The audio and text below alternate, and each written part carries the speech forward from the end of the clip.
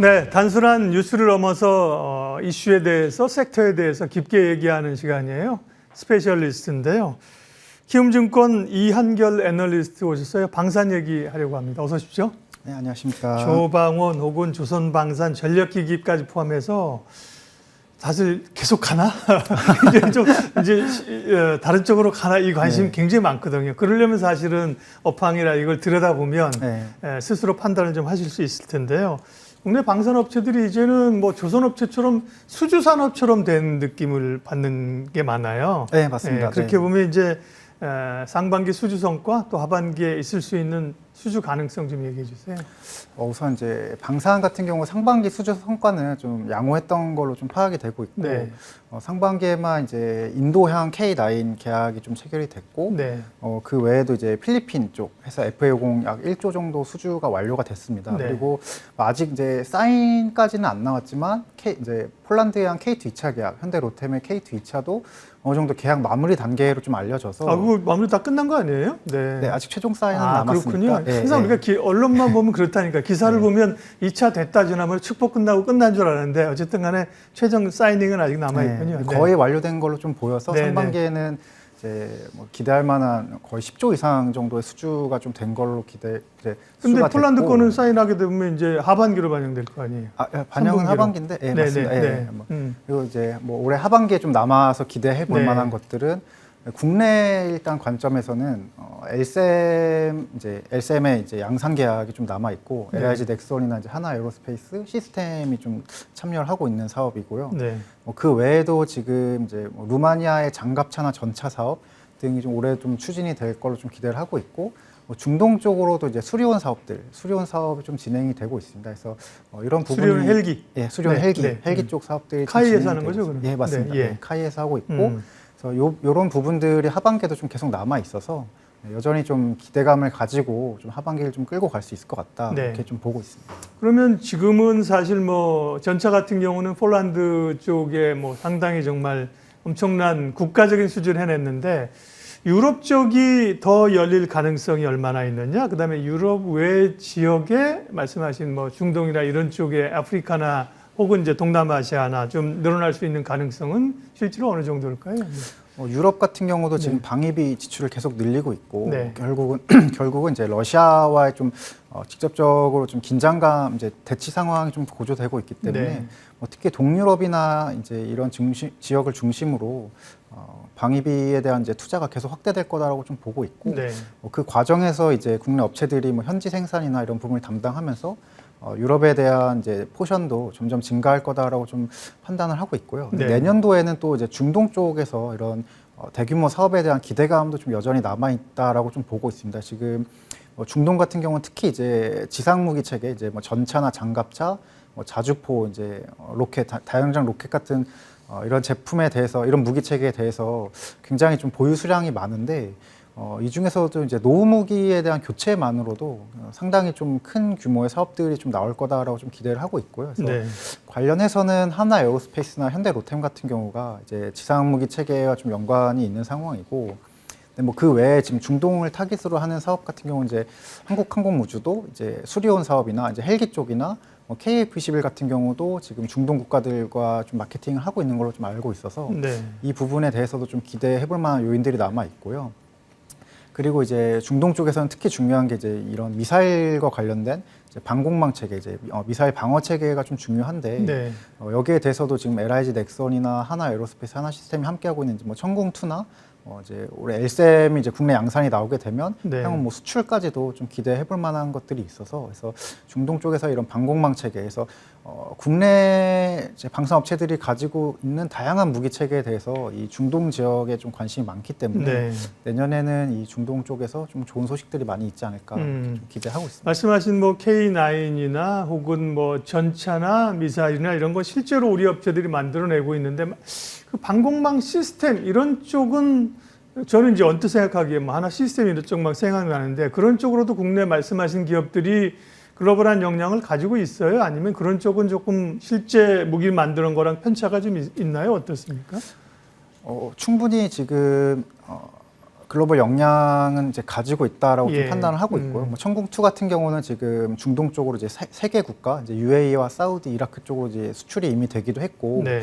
SM 같은 경우도 지금 이제 개발 단계는 완료가 됐고, 이제 국내 양산 사업이 나오게 되면 거기서 이제 운용 성과라든지 이런 걸 좀 팔로우업을 한 네. 뒤에 뭐 수출까지 이어질 가능성이 좀 높다라고 보고 있고요. 그래서 국내의 이런 기술력을 가지고 만든 방공망 체계도 지금 중동 쪽에서 뭐 충분히 수요가 있기 때문에 네, 그런 부분도 어느 정도 입증이 되었다라고 좀 보고 있습니다. 하긴 생각해보니 무기가 나가게 되면 그 무기를 운영하는 시스템은 그쪽 거를 사용하는 게 맞네요. 그죠? 일차적으로. 네, 그죠? 예를 들면 뭐 한국 무기 잔뜩 사놓고 미국이나 유럽의 시스템 가지고 운영하기는 어려울 네, 거잖아요. 맞습니다. 이제 무기가 기본적으로 깔리는 거, 그 다음에 시스템 쪽에 이제 가야 되는 거 같습니다. 예, 결국은 이제 실적인데요. 실적 반영이 얼마나 되고 있느냐, 또 말씀하신 수주 산업처럼 반영이 되고 있는데, 그러면 이제 1분기에는 실적 방송 좋았고요, 그죠? 네. 2분기 추정치들은 어떤지, 또 이후에 하반기는 어떻습니까? 네. 우선 이제 방산주 전반적으로 다 이제 2분기뿐만 아니라 하반기까지도 이제 실적은 좀 좋을 거다라고 예상을 하고 있고요. 네. 그래서 뭐 첫 번째로 이제 국내 사업 같은 경우들도 지금 수익이 좀 안정적으로 나오고 있는 것들 프로젝트들이 네. 이제 순항을 좀 하고 있고, 두 번째로 이제 수출 같은 경우도 이제 전반적으로 수출 비중이 계속 늘어나면서 이제 보통 이제 수출 쪽 사업들의 수익성이 국내 사업 대비해서는 훨씬 좋다 보니 네. 전반적으로의 이제 이익 개선은 좀 지속될 거다라고 좀 보고 있습니다. 다만 네. 이제 2분기 같은 경우에는 이제 1분기 대비해서는 환율이 조금 하락을 하면서 그 부분이 이제 매출이나 이익단에 좀 영향이 있긴 하지만, 네, 그럼에도 지금 수익성이 높은 해외 사업들의 비중이 좀 늘어나는 부분이 좀 이제 어느 정도 상쇄를 한다라고 좀 보고 있어서 실적에 대해서는 우려할 만한 요소는 이제 없다라고 좀 보고 있습니다. 조금 전에 2분기 실적표 만든 거 한번 보여주세요. 보면, 네. 대표 업체들의, 네. 그 앞에 그 표가 있었는데, 네. 보면 2분기 실적 추정치들이 좀 나와 있었는데, 네, 이겁니다. 하나에어로스페이스, 현대로템이 뭐, YOY겠죠. 성장률을 보면 100%씩 성장하는 그런 기대감이니까 2분기도 굉장히 좋다. 저건 이제 시장에 기대치가 높으면 또 기대치 충족 못하면 또 미스가 나잖아요. 네. 그런 우려가 좀 있긴 한데, 대체적으로 저게 이제 피크아웃이 아니라 2분기, 3분기 계속 좋아지는 그림이다. 이런 네, 말씀이잖아요. 맞습니다. 네, 네. 그러면 여기서 질문이 밸류예요, 밸류. 그죠? 네. 밸류를 어떻게 줄 것이냐인데, 실적은 좋은데, 실적이 좋은 밸류가 떨어지긴 하겠죠. 과거에 우리 방산업체들은 국내만 할 때는 당연히 이제 밸류가 낮았을 거고요. 그죠? 네. 해외 수출하면서 밸류가 높아졌고, 글로벌리 뭐 잘 나가는 기업들의 밸류 최고치를 할 때 한 35배, 40배 정도 준 거 아닌가 싶은 생각이 드는데, 국내 업체들은 지금은 그러면 PR 기준으로 밸류가 얼마나 돼요? 지금 현재로서는 이제 네. 뭐 최근에 뭐 거의 30배 수준까지 갔다가 약간의 조정을 거쳐서 예. 지금은 이제 20배 초중반대로 좀 내려왔는데, 네. 올해 실적 기준으로. 근데 네. 26년 이제 내년 내후년까지도 지금 수주 잔고상 이제 남아 있는 타임라인을 봤을 때 매출과 이익 성장이 좀 어느 정도 예상이 되고 있기 때문에 네. 밸류에이션은 이제 내년 내후년 가면서 이제 점점 떨어지는 상황이다라고 좀 보고 있고요. 그리고 아무래도 지금 글로벌리 봤을 때 뭐 특히 유럽 쪽 업체, 이제 경쟁 업체들 중심으로 주가 상승폭이 워낙에 컸어서 해외 경쟁 업체 대비해서도 국내가 이제 대부분 네. 20% 이상 좀 더 저렴하다라고 좀 보고 있습니다. 그래서 뭐 그런 점을 고려할 때 뭐 충분히 여기에서 이제 실적 성장이 좀 담보가 되어 있기 때문에 밸류에이션이 더 올라갈 여지도 있다라고 좀 보고 있어서 그러니까요. 추가 예. 상승 여력은 예. 아직 충분히 남아 있다 이렇게 좀 보고 있습니다. 과거에는 이제 글로벌의 이제 소위 뭐 동정그룹, 피어그룹이라 그러잖아요. 최고가 얼마인데 우리가 거기까지 못 가도 이 정도까지는 갈 수 있다. 이런 밸류가 근거였는데, 지금은 뭐 K방산 같은 경우는 사실은 뭐 글로벌한 입지가 있으니까 뭐 그 수준까지 뭐 못 갈 이유가 없다는 논지인 것 같습니다. 네. 어차피 뭐 원고 보고 얘기하는 거 아니니까요. 편하게 좀 여쭤보면, 지금 어쨌든 시장 전체적으로는 정책 기대감이 크잖아요. 그죠? 네, 맞습니다. 예. 네. 우리가 뭐 상법 개정도 그렇고요. 뭐 친환경도 그렇고, AI에 대해서 말할 거 없습니다. 투자하는 건데, 네. K 방산에 대해서는 새 정부의 정책 기조나 잠깐만요. 네, 우리 요거 기다리고 있었던 삼성그룹 이재용 회장의 대법원 판결이 지금 나온 것 같습니다. 자막 한번 보여주시면요. 1심과 2심 무죄에 이어서 오늘 이제 대법원 최종 판결이 있었는데 자막을 보면 무죄로 최종적으로 확정이 된 걸로 나옵니다. 그러면 삼성전자 주가도 한번 보여주세요. 반응을 하는가? 오늘 하이닉스는 업황에 대한 우려 때문에 아까 8% 밀렸고 삼성전자는 1% 중반 오르고 있었던 것 같은데, 네, 주가는 이미 다 반영을 하고 있다 이렇게 봐야 될 것 같습니다. 네, 방산 얘기 키움증권 이한결 애널리스트와 얘기 계속하겠습니다. 죄송합니다. 속보가 우리가 들어와서 얘기를 처리해야 돼서 아까.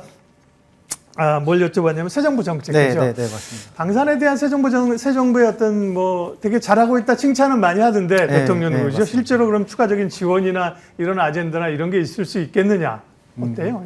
네, 우선 이제 방산 업종 이제 전반적으로 이제 지난 정권 때부터 이런 방산 수출 쪽에 드라이브를 좀 많이 걸었었고, 그래서 그런 부분이 어느 정도 이제 폴란드 쪽이라든지 이런 다른 국가들과도 좀 성과가 있었던 걸 좀 알고 있게 좀 알려져 있고, 네, 이번에 이제 어찌됐건 이제 정권이 교체되는 과정에서 이런 이제 정부 차원에서의 지원이나 이런 부분에 대해서 좀 우려도 좀 있었던 걸로 알고 있는데, 네, 이번 이제 이재명 대통령이 당선되고 나서도 지금 이제 정책적으로 방산 쪽 관련해서는 이제 통합 수출 컨트롤 타워를 좀 설립을 하고 이제 정부 차원에서 이런 수출 관련해서는 조금 이제 적극적인 지원을 하겠다 이런 얘기를 좀 하고 있습니다. 그래서 아무래도 이제 이 방산 수출이라는 게 물론 이제 기업체가 국가와 협상하는 부분도 있지만 이 정부가 이제 정부 대 정부로 이제 외교적인 그렇죠. 이제 외교적으로 좀 풀어야 할 숙제들이 있는 국가들도 꽤 있기 때문에 이 정부의 이런 이제 통합 컨트롤 타워를 출범시키고 이 컨트롤 타워를 통해서 이제 국내 업체들의 수출을 이제 좀 지원을 해준다는 거는 굉장히 좀 도움이 이제 앞으로의 수출 협상에 있어서 도움이 될 거다라고 좀 보고 있고요. 그래서 이런 부분이 잘 이제 돌아가게 된다면, 좀 운영이 잘 된다면 앞으로는 이제 국내 업체들의 이런 수출의 타임라인도 조금씩은 당겨질 수도 있는 상황이고, 그래서 좀 이제 이 현재로서는 이제 새 정부의 이런 정책적인 지원이 긍정적으로 작용할 여지가 좀 높다라고 좀 보고 있습니다. 이전에는 정부에 돈을 달라는 것도 아니고 사실은 수출 보장해 주는 것에 대해서 수은법 개정 이런 것 때문에 사실 업체들이 굉장히 좀 전전긍긍했었잖아요, 그죠? 네, 맞습니다. 네. 적어도 그런 것들만 해결이 돼서 정책적 지원이 되더라도 좋지 않을까 싶어요. 네. 자, 그러면 이제 기업별로 좀 얘기를 하겠습니다. 전체적으로 방산에 대한 거는 실적이 계속 좋아지고 밸류에 대한 것도 그리 부담스러운 수준은 아니라고 이제 말씀을 하셨기 때문에 기업별로 보면 최근에는 다른 방산주들은 조금 고점에서 조정인데 LIG 넥선 같은 경우 상대적으로 다른 방산주에 대해서 흐름이 좋네요. 좀 이유가 있어요? 예.